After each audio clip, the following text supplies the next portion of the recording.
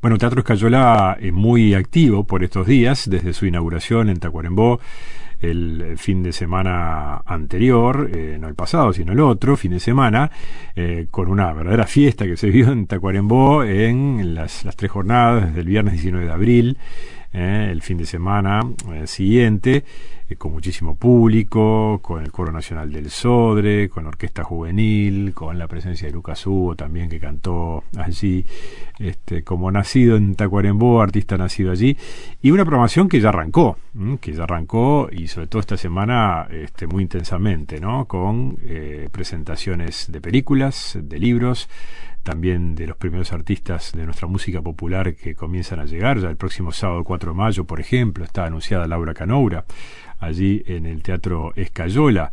El viernes 3 de mayo la presentación de El precio de una traición, un libro de Diego Fischer.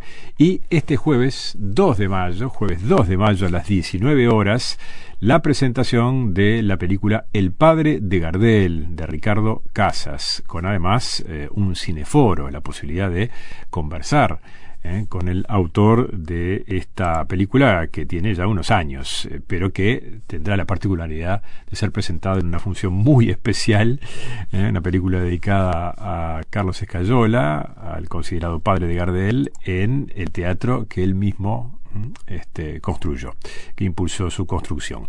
Ricardo Casas, cineasta uruguayo, documentalista, director y productor de cine. Buen día, ¿cómo te va? Buen día, Diego, ¿cómo estás? Muy bien. Me alegro, me alegro. Placer de escucharte. Y bueno, me decías previamente que bueno, es una película que ya tiene 10 años, que volvés a presentar, pero que en realidad es una función, no es una función cualquiera, ¿no? No, sí, es una cosa increíble. Digamos, primero lo increíble es que siempre se vuelve a Tacuarembó, ¿no? A mí me preguntan, ¿vos sos de Tacuarembó? No, yo no soy de Tacuarembó, pero todos mis personajes son de Tacuarembó, ¿no? Es un misterio que permanece en el tiempo. Claro, recordemos que Ricardo Casas trabajó como documentalista sobre, por ejemplo, Mario Benedetti, y también sobre Eduardo Arnoyanz, claro, que vivió allí. No, y bueno, yo conocí ese teatro cuando era una imprenta, hace muchísimos años, y ya estaba en ruinas.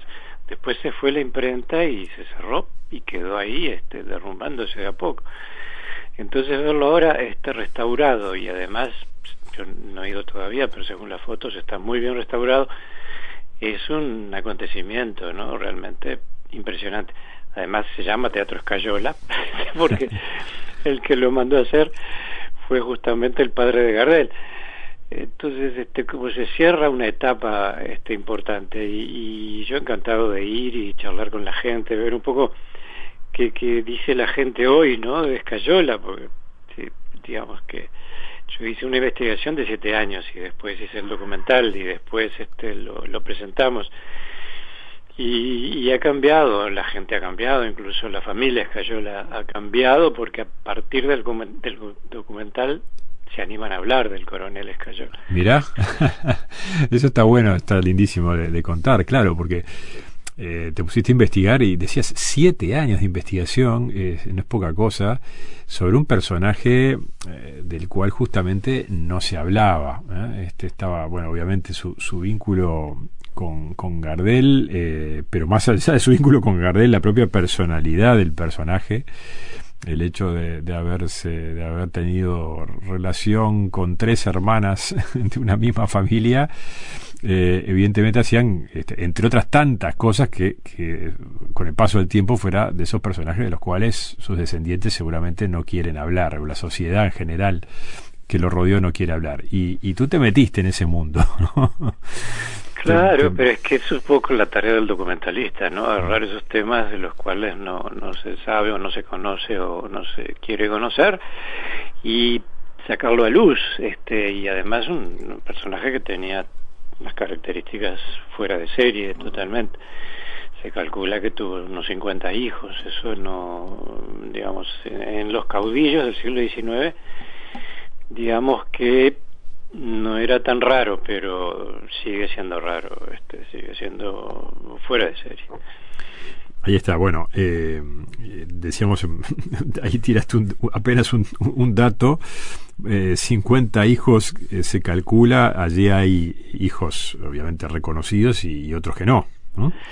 Claro, porque sí, se casó con una chica que tuvo 2 hijos y se murió después del segundo parto. Se casó con la hermana, tuvo 7 hijos con Blanca, y Blanca, cuando se entera de las cosas que hacía el coronel, se suicida un 31 de diciembre del 1886. Y ahí se casa con la tercera de las hermanas, con María Lelia, que es la madre de Gardel. Las hermanas Oliva. Las hermanas Oliva Esguirla de Tacuarembó. Pero él, digamos, desde que se instaló en Tacuarembó, en 1866, tenía relaciones con la suegra, digamos, con la señora Esguirla, casada con el señor Oliva. Entonces se iba casando con sus hijas paulatinamente, y claro, tuvo 15 hijos con las 3 hermanas, pero además era un señor muy sociable y tenía hijos con otras personas. Muy sociable es lo menos que se puede decir, ¿no? Claro, sí, yo no entro a analizar psicológicamente ni socialmente, sí, porque ya sería otro documental, digamos, pero ya con la anécdota te alcanza para ver que es un tipo fuera de serie. Pero además fue el jefe político de Tacuarembó durante 10 años, era el hombre de confianza de Máximo Santos en el norte del Uruguay. Desde el 81 hasta el 90 fue jefe político que digamos... De 1881 hasta 1890. Claro, hoy no existe ese cargo, pero era una especie de jefe de policía e intendente, pero no nos olvidemos que el norte del Río Negro prácticamente que era una sola cosa, ¿no? Justamente fue Santos el que creó el departamento de Artigas, el departamento de Rivera, el departamento de 33, o sea que originalmente era todo de Paysandú, después se creó Tacuarembó y después empezó a crearse el resto de los departamentos. Pero el poder que tenía Escayola en el norte del Uruguay era impresionante. Se habla por un lado de un visionario y progresista, así lo han visto algunos, otros lo califican de déspota sanguinario, ¿no? Aparecen esas facetas distintas y contrapuestas de su personalidad, ¿no? Claro, y es difícil llegar a conocer realmente toda la verdad, primero porque no hay documentos, por eso la investigación llevó 7 años, porque no hay nada. Hubo que sacar de abajo de las piedras. Segundo, que no hay testimonios. Y además, digamos, los uruguayos por algún lado no queremos conocer nuestros orígenes. No sé si es por la Cisplatina, por Lord Ponsonby, por qué, pero no queremos ver el siglo XIX.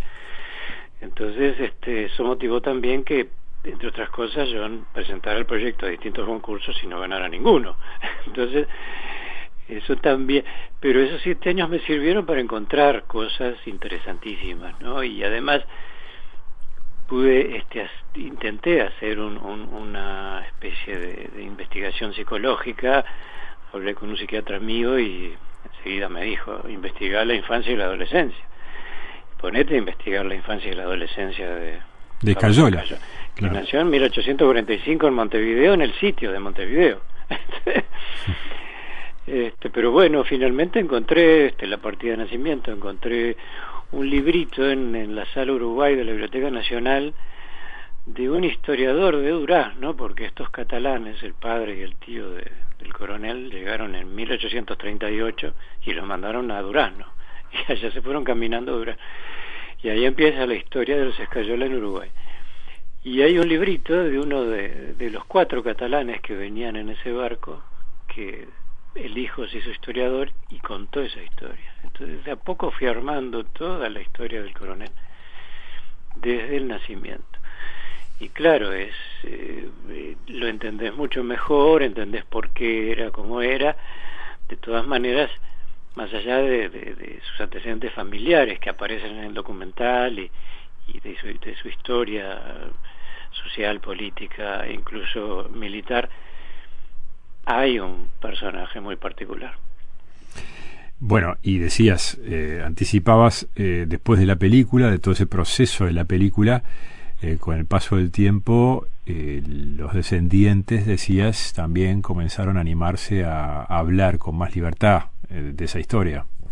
Sí, sí, yo siempre digo que el cine abre puertas, vos sabés, es increíble, pero para plantearte una película tenés los escollos de los jurados, por ejemplo, que te mencionaba recién, pero por otro lado hay mucha gente que ante la posibilidad de que vos te metas con cámaras, puede a regañadientes a veces, pero generalmente te abre las puertas y te permite ir a filmar.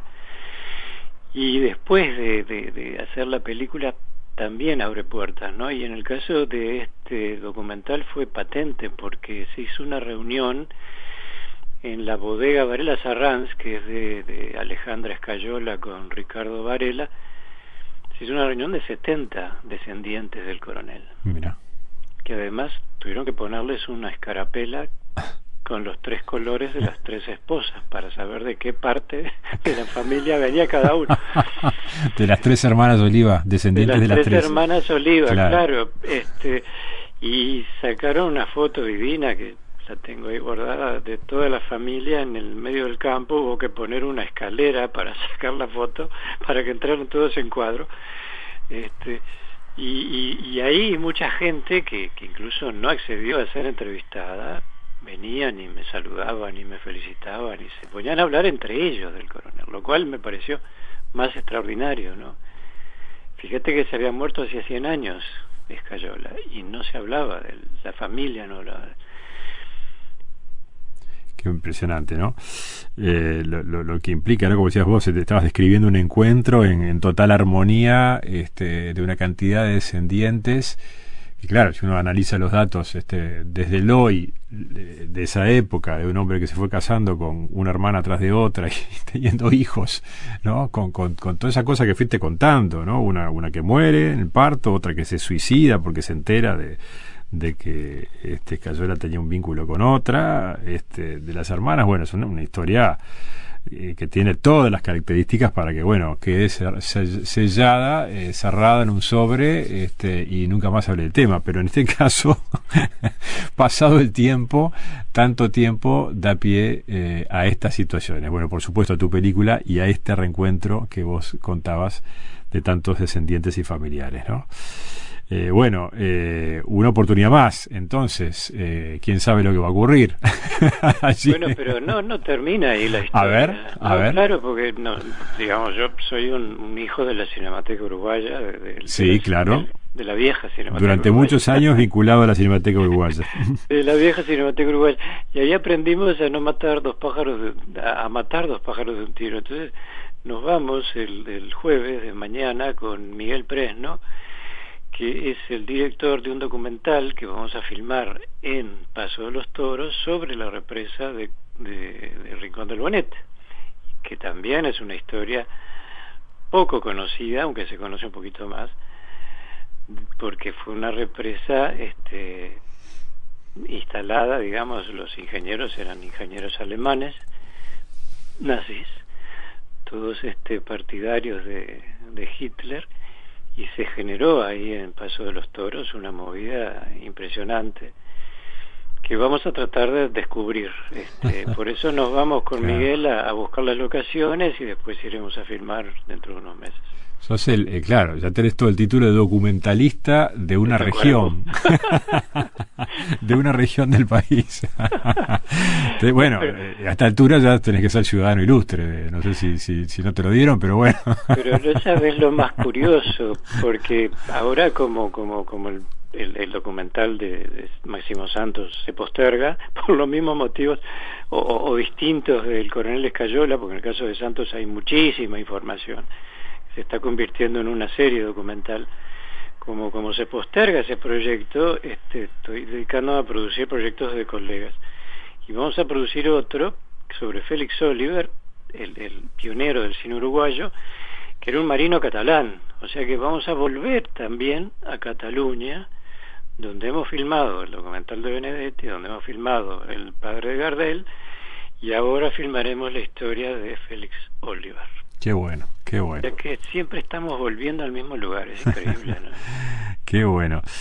Bueno, aquellos que no hayan visto la película, que vayan a estar en Tacuarembó en el final de esta semana, el jueves en particular, no se la pueden perder. Jueves 2 de mayo, la cita es a las 19 horas en el Teatro Escayola de la ciudad de Tacuarembó, recientemente inaugurado. Doble motivo, la película y visitar el teatro si todavía no fueron. Bueno, qué lindo, ¿no? Qué lindo vivir esa experiencia. Además vas a conversar con el público.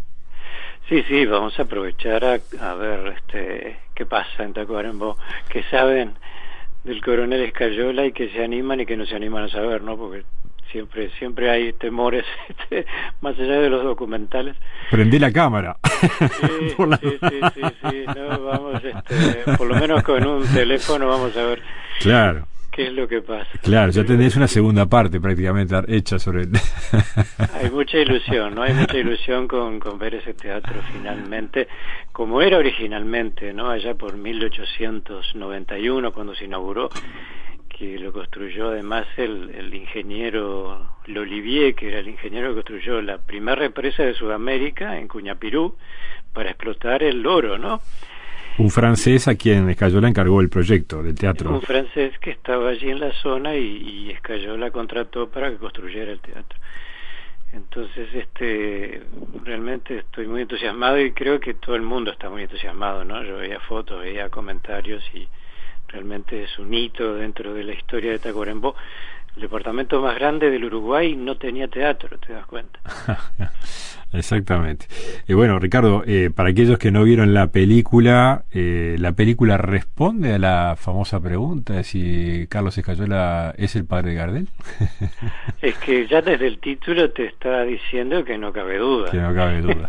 No cabe ninguna duda. Y a ti no te cabe duda. La tramoya de Toulouse fue un invento para quedarse con los derechos de autor, ¿no? Con en aquella época era muchísima plata.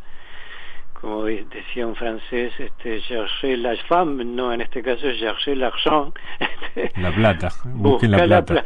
Seguí el curso del dinero y vas a entender cómo sucedió toda esta historia, ¿no? Ricardo Casas, cineasta, documentalista, director del Padre de Gardel, la película que se va a presentar en el Teatro Escayola el próximo jueves a las 19 horas allí en Tacuarembó. Muchas gracias por estos minutos, que sea una linda experiencia con el público allí en Tacuarembó y también buena suerte con ese otro documental con el cual vas a estar trabajando. Muchas gracias a ti, Diego, y bueno, seguiremos en contacto para los próximos documentales. Cómo no, hasta pronto. Un abrazo.